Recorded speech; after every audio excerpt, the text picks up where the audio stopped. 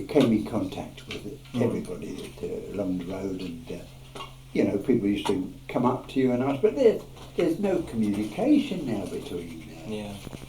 In fact, you see a chap down at Lewisham, he's with a girl, you know, WPC, and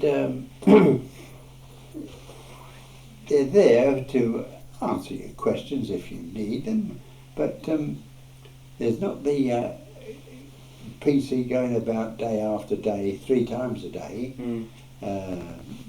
in the morning, in the afternoon and at night. You see, they used to follow on. It used to be the early turn that used to come on at 6 and go off at 2. And people would recognise the policemen in the street. Oh yes. Yeah, well these days, I mean, I've lived around this area, but I've lived in New Cross, Lewisham area now for 7 to 8 years. Yeah. But I wouldn't say I would recognise any of them policemen. No, no. Because you don't have that eye contact. That's right.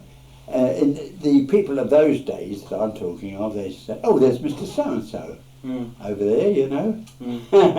Yes, and they don't know the policeman by name. And they'd stand and have a chat and all that. Yeah, that's how it should be. And of course you used to get a lot of information about wrongdoers in those days too. Yeah, so it's a very, very valuable source, isn't Yeah. it? It's, I mean, if you've got the rapport with the people in the local area, That's right.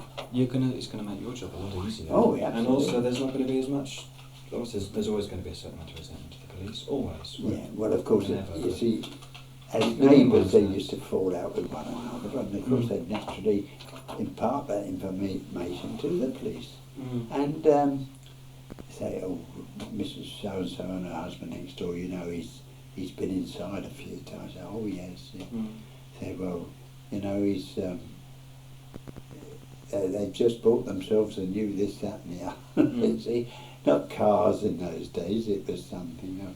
But obviously, where's the money coming from, you see? All right.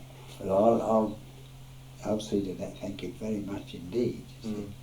And of course you used to take it for what it was worth. I mean, neighbours just falling out with one another, or a bit of good information that was coming by families that were real thieves. You know.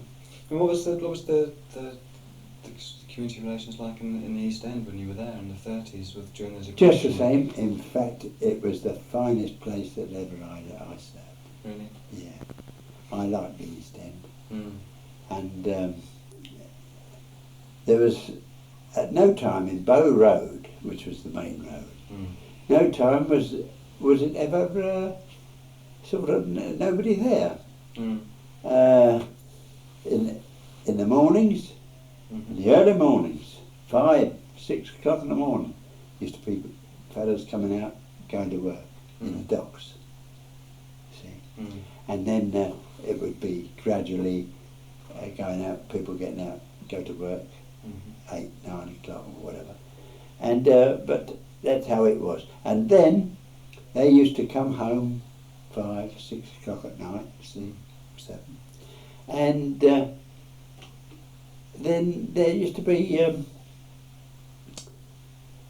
the people, they used to, of course, Jews, they used to have shops, and they used to like a gamble.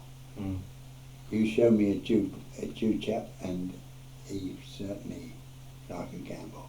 In fact, they used to go to Hackney Wick, or Hackney Dog Track, and they used to go there with a certain amount of money to put on a dog. They just used not to go there and put on money willy-nilly. They'd, you know, have it all. They'd been looking at it and turning it over in their mind all day long. And they used to go there with probably £20 to put on a certain dog. And if that dog went down, they just used to turn around and come out again. Because, you know, they'd spent and if it came in, they'd turn around and go out Yeah. as well. So anyway, they used to come out then again to 6:30 to 7 o'clock to go on their way rejoicing to their pleasure, and then people used to get out until it was time bed, but then the young Jew boy, they used to go to, what's the name? Card places, you know. Yeah, sort of gambling dens. Yeah, gambling places, and they used to go there till small hours of the morning. Those were illegal then, were they? Oh yes, yes. Did the police to a certain extent turn a blind eye? But you didn't know that. I mean, they didn't advertise this is a card school going on here or anything like that. You know, they used to go. It's probably different private houses or something like that, and then they used to go there till small hours, and then they'd pack up when their money was gone or something like that, and go home, and that would coincide with the other dockers getting up 5 and all that to come out. So really, 24 it was hours. just 24 hours. Yeah, there'll always be someone around. Yeah. Oh yes.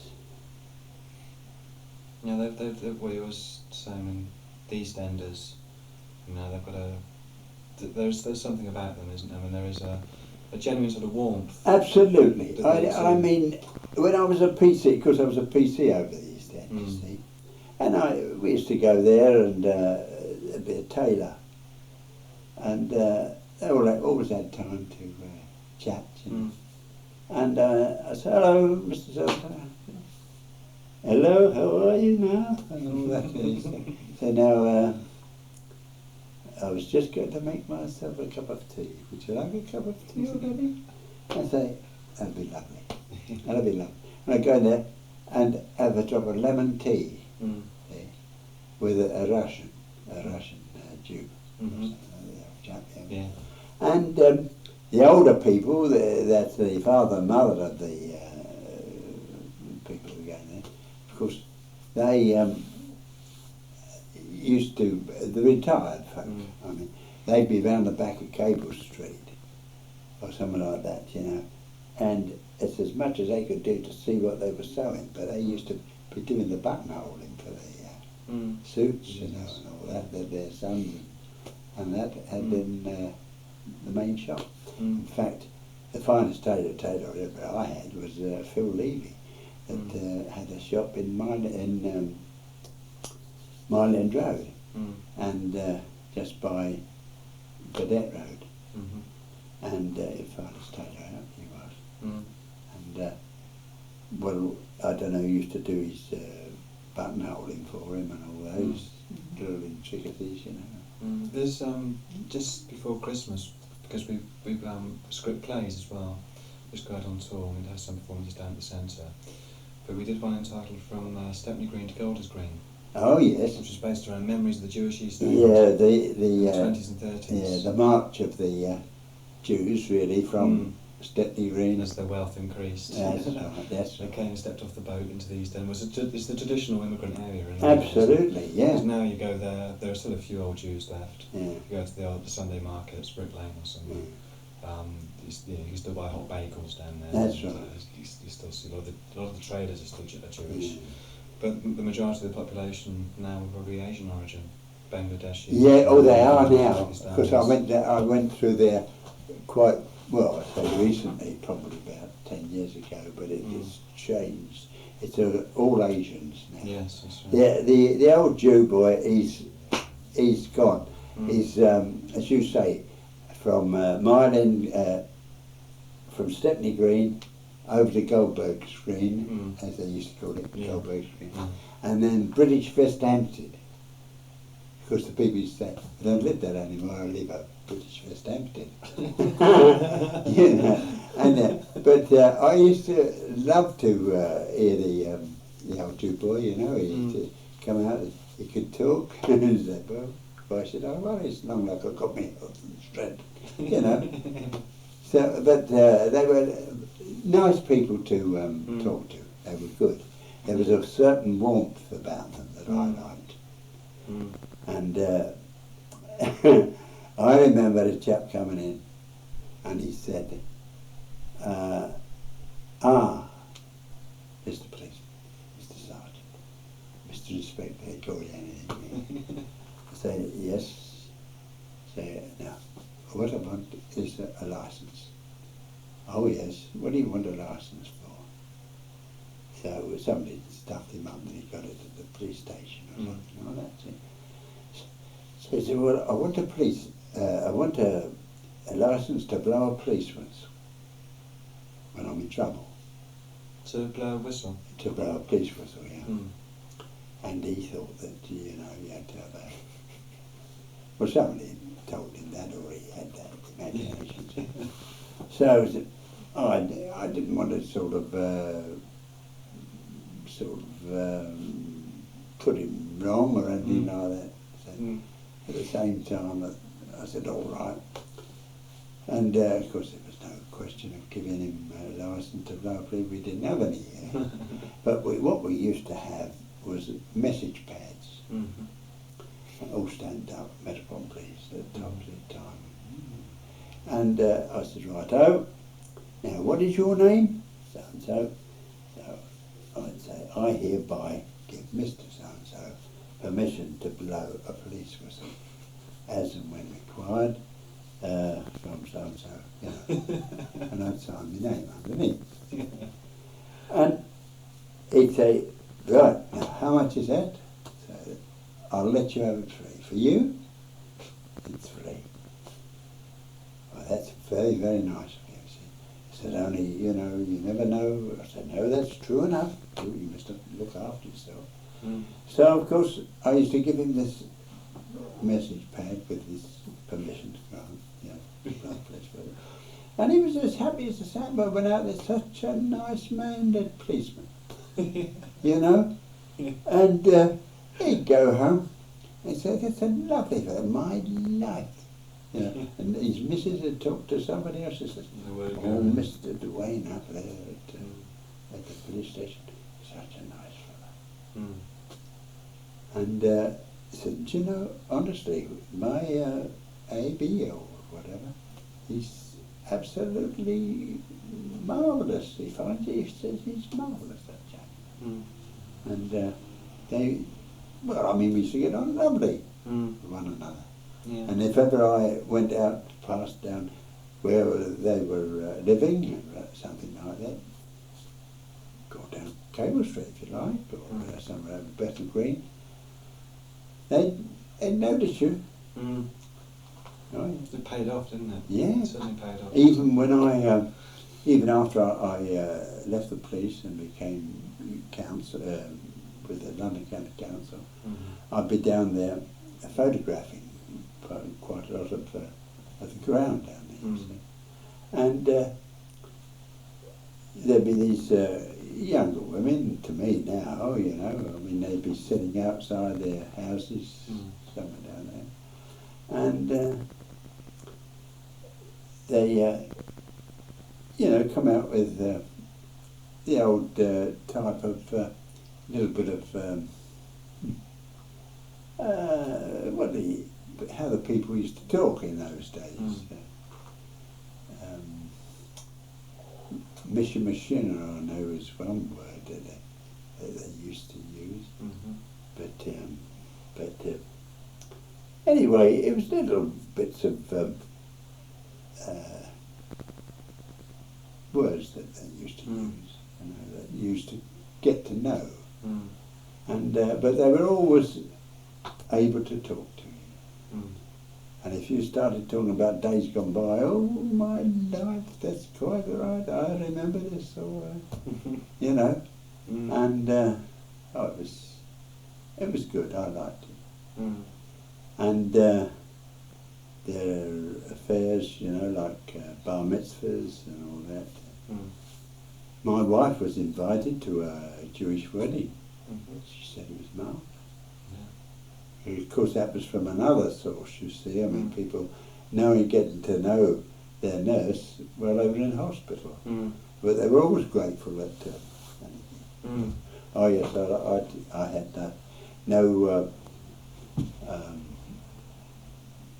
no grudge against the Jews at all. No. I was found well. Well, from the way you're talking, I can see that.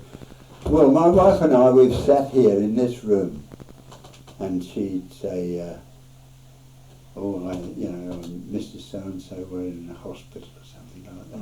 She'd know them by name, and how it was that an old lady probably losing her, like I'm going now, you see, with can't remember anything, but she was probably in bed there in the hospital, and my wife's coming, now Mrs. So-and-so, you must, oh yes, but they hadn't a clue who they were talking to, really. So it was great, it was a great time over there. Yeah. I thought when I look back, my days in the police were marvellous. I didn't go out arresting people right, left and centre. I had no need to. I used to just tell them quietly, say, now look, so-and-so and so-and-so. Give them a warning, and if they didn't heed the warning, then... Yeah. Right, Governor, There was a time, I think it caught on, amongst the English people, when they used to go out drinking, and they used to have bottle parties. You see, beer was cheap and all that, and they used to be drinking there in the pub, and then they'd buy quart bottles of ale or whatever, and take them home, all get together, and so as to, and before they were going, as they were got out of the pub, they used to chat and sing, as somebody starts singing, and then they used to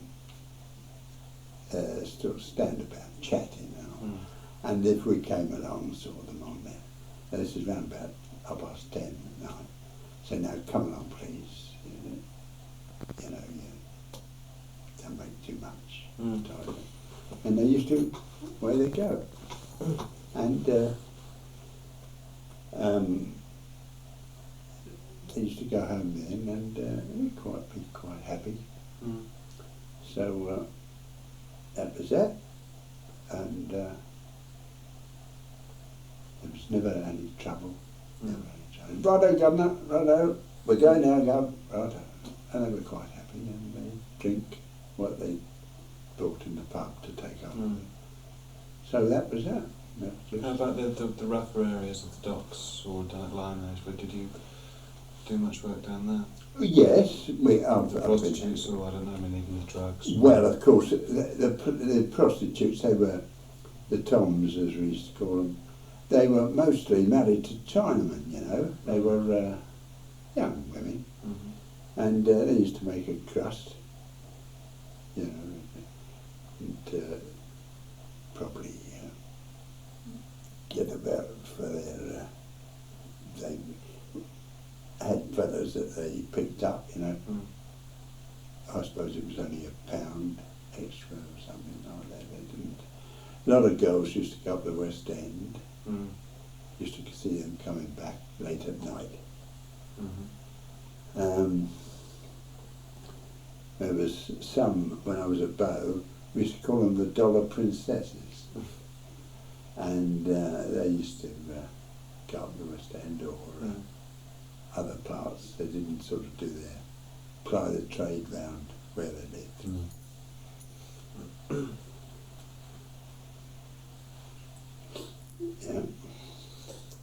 Yeah. What about how were things leaving the East End, going back to Westcombe Hill? What about during the war?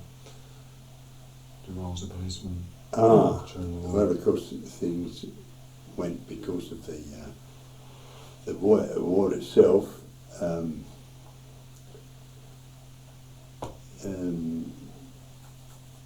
What should I say? Well, it's hard to tell really. The gradual thing went, different, but of course there was the bombs dropping, and then there was the unexploded bombs that the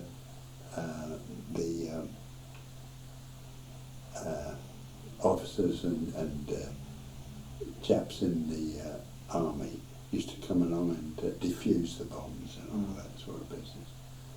But Other than that, it went along much the same. Mm. But of course, men themselves were all the way in the army. Yeah. Yeah. But,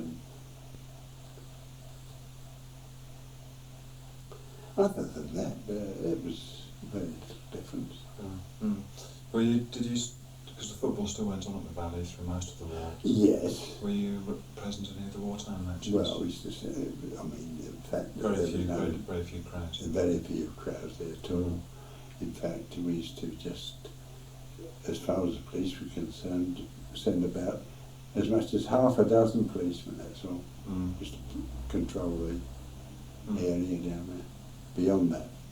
I've actually got a photograph of, we used to have the spotter who would stand at the top of one of the banks looking out for the enemy aircraft coming over, and if you saw the enemy aircraft coming over, I can't even remember us even having done that. No.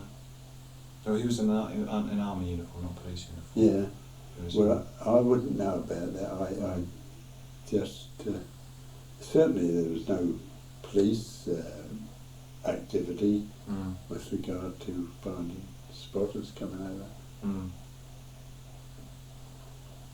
Well, it's been very, very interesting, Robert. Really enjoyed this morning. Well, I hope it's of some use. You'll have a job now editing all what I do. Oh yes, I mean because I'm actually going to have to shoot off fairly soon. Yes, well you can. I'll have to get down Do you to want work. to pop upstairs?